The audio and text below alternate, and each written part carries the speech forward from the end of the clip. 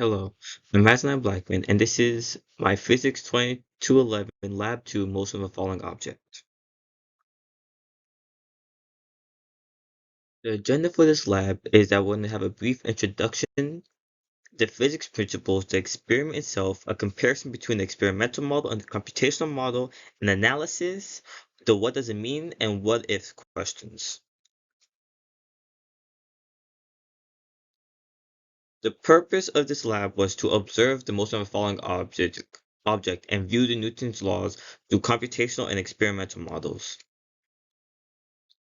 Here's a quick preview of the data where the top shows our tracker data and the bottom shows on the left shows our data without drag and our right shows our computation data with drag.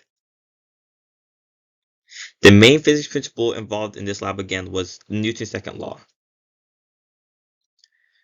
It relates net interactions between the system and surroundings to observe motion of the system. This relationship is presented by the momentum update formula. When force is constant, the formula can be rewritten as a velocity update formula, as you can see here.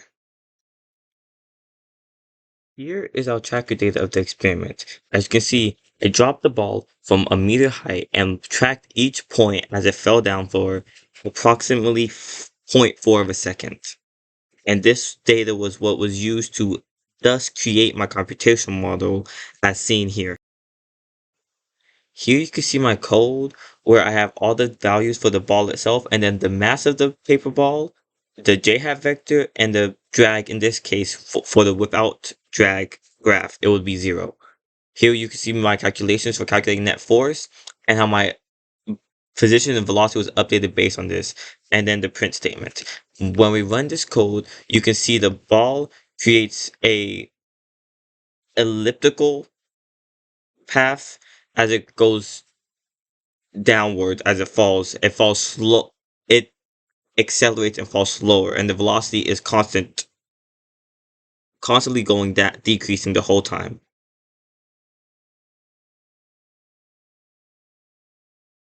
For the ball that we can calculate the drag with, we chose a random b value that was smaller than 1 to create an accurate depiction of the data.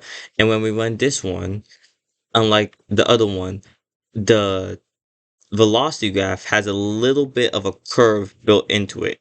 It's a subtle curve, but it's still a curve, as you can see that the velocity is becoming constant as the time progresses. Here is the comparison between the experimental models and the computational models. As you can see here, in the lime green, that's the tracker data that we got from taking our tracker analysis. In the yellow line, that's our tracker data without drag, and the last data is our tracker data with drag to try and match up the last point of the graph. As you can see here, the tracker data is not as consistent as the other two data, because if we didn't have drag in this equation, our ball would have fell almost 1.2 meters in total within the same time frame.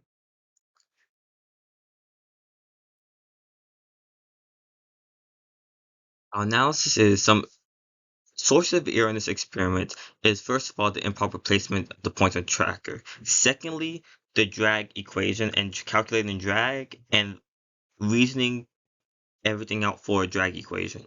And also the shortness of the drop because we couldn't reach a terminal velocity. What does it mean? We're supposed to examine the velocity versus time graph between with and without drag. Our with drag graph has a more curved velocity versus time graph. And that means that once it reaches its terminal velocity, it will move so fast that the net force is negated. For a weather statement, if we imagine that the ball was thrown down in comparison to just being dropped, the terminal velocity would still be the same because it will be still accelerating until it reaches that terminal velocity and still be moving in that same sort of pattern. Thank you very much for watching this lab video.